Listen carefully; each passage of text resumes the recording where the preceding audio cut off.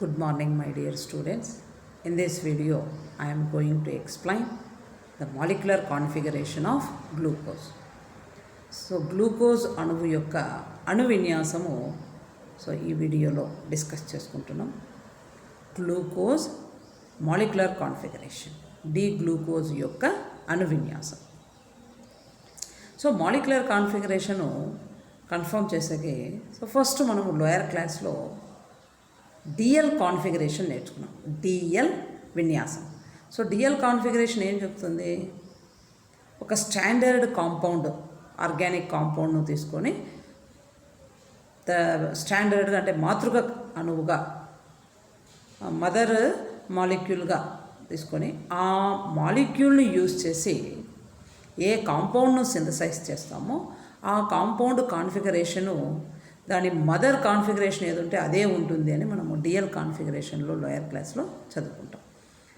DL కాన్ఫిగరేషన్లో DL విన్యాసము అంటే మాతృక అణువు లేక ప్రామాణిక అణువు విన్యాసం, ప్రామాణిక అణు విన్యాసము ఏదైతే ఉంటుందో అదే విన్యాసమే దాని నుండి ఏర్పడిన అణువులకు కూడా ఉంటుంది. దాని నుండి ఏర్పడిన అణువులకు కూడా అదే విన్యాసం ఉంటుంది మనము లోయర్ క్లాసెస్లో చదువుకున్నాం.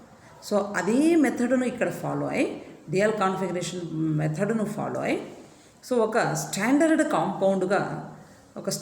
కాంపౌండ్ను యూజ్ చేసి డి గ్లూకోజ్ మాలిక్యులర్ కాన్ఫిగరేషన్ను కన్ఫర్మ్ చేస్తాం. డి గ్లూకోజ్ మాలిక్యులర్ కాన్ఫిగరేషన్ను డిసైడ్ చేయడానికి లేదా కంక్లూడ్ చేయడానికి here we are taking a standard compound, that is D-glyceraldehyde. D-glyceraldehyde అణువును ప్రామాణిక అణువుగా, D-glyceraldehyde అణువును ప్రామాణిక అణువుగా ఉపయోగించి D-glyceraldehyde అణు విన్యాసాన్ని స్టాండర్డ్ కాంపౌండ్గా తీసుకొని డి గ్లూకోజ్ మాలిక్యులర్ కాన్ఫిగరేషన్ను కన్ఫర్మ్ చేస్తాం. D-glyceraldehyde it is a triose. Aldose అయినటువంటి ట్రయోజ్ అంటే ఎన్ని కార్బన్ యాటమ్స్ ఉంటాయి? 3 కార్బన్ యాటమ్స్. 3 కార్బన్ యాటమ్స్ ఉన్న D-glyceraldehyde ఆల్డోజ్ను, D-glyceraldehydeను తీసుకొని ఈ D-glyceraldehydeను ప్రామాణికంగా స్టాండర్డ్ కాంపౌండ్గా లేదా పేరెంట్ కాంపౌండ్గా తీసుకొని will confirm D glucose molecular configuration, D glucose విన్యాసాన్ని నిర్ణయిస్తాం. ఎట్లా అంటే బై యాడింగ్ హైడ్రాక్సీ కార్బన్స్. ఈ ట్రయోజ్లో 3 కార్బన్ యాటమ్స్ ఉన్నాయి. మనము 6 కార్బన్ యాటమ్స్ ఉన్న గ్లూకోజు కాన్ఫిగరేషన్ డిసైడ్ చేయాలి. దానికి ఏం చేస్తాము? ఈ 3 కార్బన్ యాటమ్స్ ఉన్న D-glyceraldehydeకు ఎవ్రీ టైం హైడ్రాక్సీ కార్బన్ను యాడ్ చేసుకుంటూ వస్తాం. హైడ్రాక్సీ కార్బన్ను ఎట్లా యాడ్ చేస్తాము అంటే by using a process or by using a method known as Killiani-Fischer synthesis. Kiliani Fischer సంశ్లేషణ పద్ధతిని ఉపయోగించి every time we will add 1 hydroxy carbon. ఒక హైడ్రాక్సీ కార్బన్ పరమాణువును ప్రతిమారు కిలియానీ-ఫిషర్ సంశ్లేషణ పద్ధతిలో జతకూరుస్తూ వెళ్ళి డి గ్లూకోజ్ విన్యాసాన్ని కన్ఫర్మ్ చేస్తాం. మాలిక్యులర్ కాన్ఫిగరేషన్ ఆఫ్ డి గ్లూకోజుకు మనము దేన్ని స్టాండర్డ్ కాంపౌండ్గా తీసుకుంటున్నాము అంటే D-glyceraldehyde, 3 కార్బన్లు ఉన్న D-glyceraldehyde. దీన్ని ట్రయోజ్ అంటారు. ఇందులో ఆల్డిహైడ్ గ్రూప్ ఉంది కాబట్టి ఆల్డోజ్ అని కూడా అంటారు. పేరెంట్ కాంపౌండ్గా తీసుకుంటున్నాం. ఇది D-glyceraldehyde. దీనికి ఎవ్రీ టైం ఏం కలుపుతున్నామో 1 హైడ్రాక్సీ కార్బన్. ఏ మెథడ్లో? Killiani-Fischer synthesis. First D-glyceraldehyde, to the D-glyceraldehyde 1 hydroxy carbon is added. To D-glyceraldehyde 1 hydroxy carbon is added through Killiani-Fischer synthesis. Killiani-Fischer సంశ్లేషణ పద్ధతిలో 1 hydroxy కార్బన్ను D-glyceraldehydeకు కలిపినాను. To triose 1 hydroxy carbon is added through Killiani-Fischer synthesis. Killiani-Fischer సంశ్లేషణ పద్ధతిలో 1 hydroxy కార్బన్ను ట్రయోజ్కు కలిపినాం. ట్రయోజ్లో ఎన్ని number of carbon atoms ఉన్నాయి? 3 number of carbon atoms ఉన్నాయి. ఈ D-glyceraldehydeలో molecular arrangement ఏమి? Left side H, right side OH. So దీనికి నేను ఏం కలుపుతున్నాను, ఒక హైడ్రాక్సీ కార్బన్ ఫార్ములా ఏమి, CHOHను యాడ్ చేసినాను త్రూ కిలియానీ ఫిషర్ సింథసిస్. యాడ్ చేస్తే అవి ఎక్కడ పోయి యాడ్ అయినాయి, ఆ హైడ్రాక్సీ కార్బను ఎక్కడ జతకూడి ఉంది అంటే, సో అది ఆల్డిహైడ్కు అడ్జసెంట్లో యాడ్ అవుతుంది. ఆల్డిహైడ్ ఫంక్షనల్ గ్రూప్ ఎక్కడ ఉంది, aldehyde functional group first carbon is aldehyde. ఆ ఫస్ట్ కార్బన్ ఆల్డిహైడ్కు అడ్జసెంట్లో కింద నాకు హైడ్రాక్సీ కార్బను యాడ్ అవుతూ వస్తుంది. So 1 hydroxy carbon is added to deglyceraldehyde through Killiani-Fisher synthesis. This hydroxy carbon is added to deglyceraldehyde adjacent of the aldehyde group. So aldehyde ప్రమేయానికి just దిగువన ఆసన్నంలో నాకు ఒక హైడ్రాక్సీ కార్బను జతకూడింది. ఆ జతకూడి ఉన్న హైడ్రాక్సీ కార్బను అసౌష్ఠవతను పొందుతుంది, అసిమెట్రిక్ కార్బన్ అవుతుంది. The added hydroxy carbon, the carbon atom here it gets asymmetry, అసౌష్ఠవతను పొందింది. సో అసిమెట్రీ అవడం వల్ల ఏమవుతుంది, ఇట్ ఫార్మ్స్ 2 isomeric ఫార్మ్స్, 2 సాదృశ్యాలను ఇచ్చింది. సో 2 isomeric ఫార్మ్స్ నాకు ఫామ్ అయినాయి. సో వాటి నేమ్స్ ఏం రాసినాను, form A and form B. So form A and form B అని 2 ఐసోమర్స్ ఫామ్ అయినాయి. ఏంటివి, టెట్రోజెస్. సో ట్రయోజుకు ఒక హైడ్రాక్సీ కార్బన్ కలిపి ఉంటే, ట్రయోజ్ అయిన డీగ్లిజరాల్డిహైడ్కు ఒక హైడ్రాక్సీ కార్బన్ కలిపి ఉంటే, ఆ హైడ్రాక్సీ కార్బన్ ఆల్డిహైడ్కు దిగువన పోయి యాడ్ అయింది. యాడ్ అయినప్పుడు ఆ కార్బన్కు ఏమి అసిమెట్రీ వస్తుంది కదా, కాబట్టి అది ఇట్ ఫార్మ్స్ 2 ఐసోమెరిక్ ఫార్మ్స్. వాటి పేర్లు ఏ అండ్ బి, వాటి నేమ్స్ నేమి tetroses. So form A tetrose, form B tetrose form అయినాయి. అట్లా నాకు 2 ఐసోమెరిక్ టెట్రోజెస్ ఫామ్ అయినాయి. టెట్రోజెస్ అంటే 4 కార్బన్ ఐటమ్స్ ఉన్న టెట్రోజెస్ ఫామ్ అయినాయి. ఏ మెథడ్ యూజ్ చేసినా, కిలియానీ-ఫిషర్ సింథసిస్. మరి సెకండ్ స్టెప్లో కూడా ఏం చేసినాను అంటే, 2 tetrose to this 2 isomeric టెట్రోజెస్ once again added 1 hydroxy carbon through Killiani-Fisher synthesis. మరి ఏం చేసిన, టెట్రోజుకు వాటి పేర్లేమి ఏ అండ్ బికి మరి ఒక హైడ్రాక్సీ కార్బన్ను కిలియానీ-ఫిషర్ సింథసిస్ పద్ధతిలో జతకూర్చిన. ఇక్కడ కూడా ఎక్కడ యాడ్ అవుతుంది, ఆల్డిహైడ్కు అడ్జసెంట్లో, ఆల్డిహైడ్ ప్రమేయానికి దిగువన ఆ హైడ్రాక్సీ కార్బను యాడ్ అయి ఫామ్ ఏ నుండి 2 ఐసోమర్స్, ఫామ్ బి నుండి కూడా 2 ఐసోమర్స్ ఫామ్ అవుతాయి, పెంటోజెస్. సో నాకు ఓవరాల్ 4 పెంటోజెస్ ఫామ్ అయినాయి. అంటే టెట్రోజ్కు హైడ్రాక్సీ కార్బన్ కలపడం వల్ల నాకు పెంటోజులు ఫామ్ అయినాయి. అక్కడ ఆ హైడ్రాక్సీ కార్బన్లో కార్బన్ జతకూడినప్పుడు అసౌష్ఠవతను, అసిమెట్రిక్ కార్బన్ అవుతుంది. కాబట్టి ఏ నుండి 2 పెంటోజెస్, బి నుండి 2 పెంటోజెస్ ఫామ్ అయినాయి. వాటి నేమ్స్ ఏం రాసినాను, ఏ నుండి ఫామ్ అయిన పెంటోజెస్కు 2 పెంటోజెస్కు form 1 and form 2, and form B నుండి ఫామ్ అయిన 2 పెంటోజెస్కు ఫామ్ 3 అండ్ ఫామ్ 4 అని రాసిన, ఫామ్ 3 అండ్ ఫామ్ 4. అట్లా నాకు overall so I got 4 pentoses. So ఇంకొక మారు రిపీట్ చేసుకుంటే, D glyceraldehyde that is triose to the triose 1 hydroxy carbon is added through Killiani-Fisher synthesis. So thereby I got 2 isomers, 2 isomeric tetrojes. So they are form A and form B. So ఎందుకు 2 isomers అంటే, because the added carbon is getting asymmetry, so I will get 2 isomers. Optical activity ఉంటుంది కాబట్టి, asymmetric carbon కాబట్టి optical activity వస్తుంది. So every time మనము ఐసోమర్స్ను form అవుతాయి. So isomers form అయినాయి. So form A and form B అని వాటి నేమ్స్. అవేంటివి, టెట్రోజెస్. సో డీగ్లిజరాల్డిహైడ్ 3 కార్బన్ పరమాణువులు ఉన్న డీగ్లిజరాల్డిహైడ్నకు 1 హైడ్రాక్సీ కార్బన్ను కిలియానీ-ఫిషర్ సంశ్లేషణ పద్ధతిలో జతకూర్చగా నాకు 4 కార్బన్లు ఉన్న 2 ఐసోమర్లు ఏర్పడినాయి, 2 సాదృశకాలు ఏర్పడినాయి. వాటిని టెట్రోజులు అన్నాను. వాటి పేర్లు ఏ మరియు బి. సో నెక్స్ట్ ఆ టెట్రోజెస్ ఏ మరియు బికి మరి ఏం చేసినాను, మరీ కిరియాని ఫిషర్ సంశ్లేషణ పద్ధతిలో. So once again I added hydroxy carbon to this tetroges. So thereby I got four pentoses. They are known as form 1, form 2. They are formed from form A.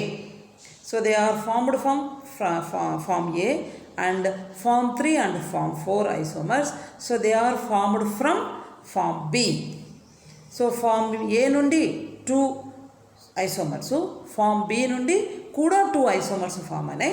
ఓవరాల్గా I got 4 pentoses, 4 isomeric pentoses. They are form 1, form 2, form 3, form 4. So 1వ రూపము, 2వ రూపము, 3వ రూపము, 4వ రూపము. 1, 2 సాదృశకాలు ఏ సాదృశకం నుండి 3, 4 సాదృశకాలు బి నుండి ఏర్పడినాయి. అట్లా నాకు ఎన్ని ఫామ్ అయినాయి పెంటోజెస్లు? 4 పెంటోజెస్లు ఫామ్ అయినాయి. 4 pentoses are obtained from 2 tetroses. So 2 టెట్రోజుల నుండి నాకు 4 పెంటోజులు ఫామ్ అయినాయి. ఈ 4 పెంటోజుల్లో only 1 is having D arabinose configuration. ఈ 4గింట్లలో ఒకటే డి అరబినోస్, అంటే 5 కార్బన్లు ఉన్న డి అరబినోస్ ఒకటే ఈ 4గింట్లలో. నేను అది ఐడెంటిఫై చేయాలనుకుంటున్నా. సో డి అరబినోస్ ఈ 4 ఫామ్స్లో ఒకటి ఉంది. ఆ ఒక డి అరబినోస్ ఏదో ఐడెంటిఫై చేయడానికి సో నెక్స్ట్ ఏం చేసినాను అంటే సో ఫిల్ట్రేషన్ చేస్తున్నా, అంటే ట్రయల్ అండ్ ఎర్రర్ మెథడ్లో ఫిల్ట్రేషన్. సో పెంటోజెస్ ఫామ్ అయిన ఈ 4, ఫామ్ 1, ఫామ్ 2, ఫామ్ 3, ఫామ్ 4, వీటిని ఫిల్టర్ చేసుకుంటూ రావడం అంతే. సో ఈ 4 ఫామ్స్కు నేను స్ట్రాంగ్ ఆక్సిడైజింగ్ ఏజెంట్, బలమైన ఆక్సీకరణి nitric acid. So strong oxidising agent nitric acid వేసి ఆక్సిడైజ్ చేసినాను. ఈ 4 pentoses form 1, form 2, form 3, form 4ని ఈ 4 పెంటోజెస్కు నైట్రిక్ యాసిడ్ వేసి ఆక్సిడైజ్ చేసినాను.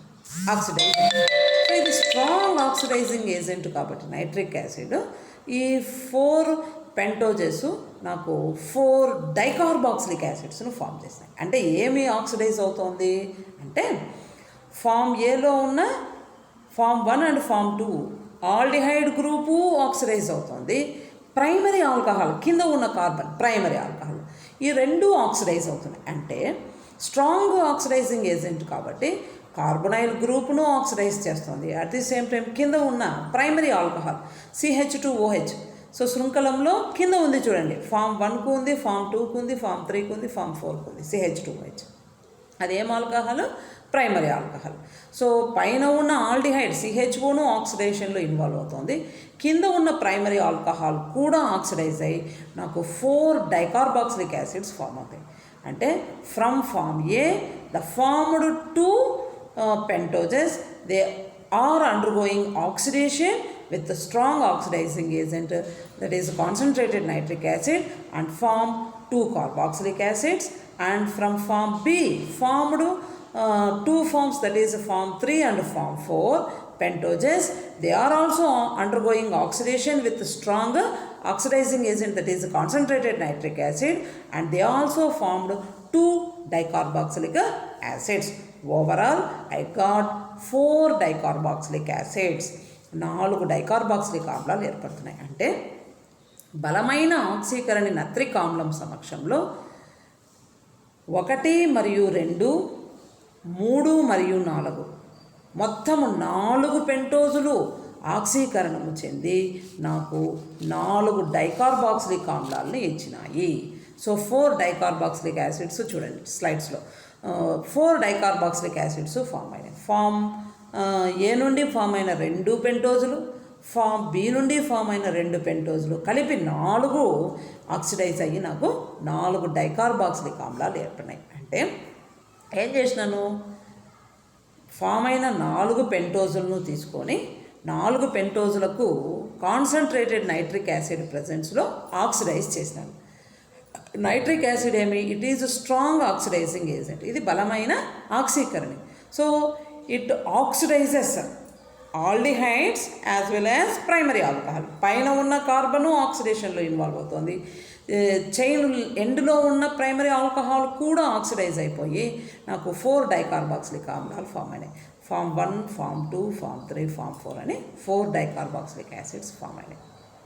ఇక్కడ నేను స్టేట్మెంట్ ఏం తీసుకుంటున్నానంటే ఫామ్ అయిన 4 డైకార్బాక్సిలిక్ యాసిడ్స్లో దేనికి ఆప్టికల్ యాక్టివిటీ ఉందో నేను చెక్ చేసినాను. ధ్రువణశీలత దేనికి ఉందో చెక్ చేసినాను. చెక్ చేసి ఉంటే ఫస్ట్ ఫామ్ 1 తీసుకుంటాను. ఫామ్ 1 తీసుకుంటే ఫామ్ 1లో హైడ్రోజన్ మీద హైడ్రోజనే, హైడ్రాక్సీ మీద హైడ్రాక్సీనే. ఫామ్ 1లో ఫస్ట్ ఫామ్ అబ్జర్వ్ చేస్తే మీరు పేపర్ను ఫోల్డ్ చేసి చూడండి. హెచ్ మీద హెచ్, ఓహెచ్ మీద ఓహెచ్ పడుతుంది. అంటే ఒక కార్బన్ ఇక్కడ ఇది అయిపోతుంది, క్లీవ్ అయినట్లు అనుకుంటే. సో COOH మీద COOH, హెచ్ మీద హెచ్, OH మీద OH అంటే ఇంపోజ్ అవుతాయి, సూపర్ ఇంపోజ్ అవుతాయి. కాబట్టి అది ఆప్టికలీ ఇన్యాక్టివ్, ధ్రువణశీలత లేదు దానికి అనుకున్నాం. ఆప్టికల్ యాక్టివ్ అంటే ధ్రువణశీలత. సో ఫస్ట్ ఫామ్కు ధ్రువణశీలత లేదు, ఫస్ట్ డైకార్బాక్సిలిక్. నెక్స్ట్ నేను సెకండ్ డైకార్బాక్సిలిక్ యాసిడ్ టెస్ట్ చేస్తే హైడ్రోజన్ మీద OH, ఇక్కడ హైడ్రోజన్ మీద OH పడుతున్నాయి. అంటే COOH సరే, OH మీద హెచ్ మీద OH పడుతున్నాయి.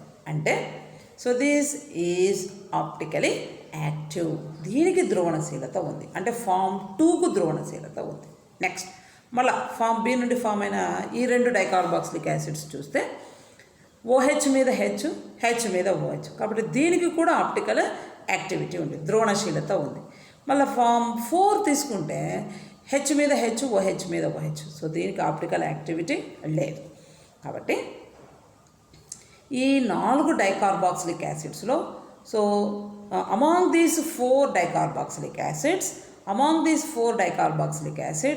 Form 2 and form 3 dicarboxylic acids are having optical activity అని తెలిసింది. సో ఫామ్ 2 అండ్ ఫామ్ 3 రెండవ రూపానికి మరియు 3వ రూపానికి ధ్రువణశీలత ఉంది. 1వ రూపానికి 4వ రూపానికి ధ్రువణశీలత లేదు. సో కాబట్టి ఫామ్ 2 అండ్ ఫామ్ 3ని నేను పిక్ చేసినాను. సో ఇప్పుడు నేనేమనుకుంటున్నా, వీటికి ధ్రువణశీలత ఉంది కాబట్టి సో ఫామ్ 2 పెంటోజ్ అన్నా డిఅరబినోజ్ అయి ఉంటుంది, ఫామ్ 3 పెంటోజ్ అన్నా డిఅరబినోజ్ అయి ఉంటుంది. So either form 2 or form 3 or D arabinose, either form 2 or form 3 is D arabinose. ఈ రెండిట్లో ఏదో ఒకటి డిఅరబినోజ్ అయి ఉంటుంది. అంటే ఇప్పుడు ఏం చేసిన, 4 పెంటోజుల్లో నుండి 2 పెంటోజులు ఫిల్టర్ చేసేసిన, 4 పెంటోజుల నుండి 2 పెంటోజులు వచ్చినాయి.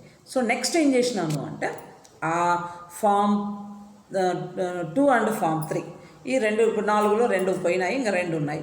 ఈ 2 పెంటోజెస్కు మళ్ళా ఒక హైడ్రాక్సీ కార్బన్ను కలిపి, సో నేను ఏం కన్ఫర్మ్ చేయాలా, ఈ రెండిట్లో డిఅరబినోజ్ పెంటోజ్ ఏదో నేను కన్ఫర్మ్ చేయాలి. ఈ రెండిట్లో ఒకటి మాత్రమే డిఅరబినోజ్, అది ఫామ్ 2నా ఫామ్ 3నా. సో ఫామ్ 2నా ఫామ్ 3నా తెలుసుకోవడానికి మళ్ళీ ఏం చేసినాను, ఈ పెంటోజులకు once again I added hydroxy carbon through Kiliani Fischer synthesis.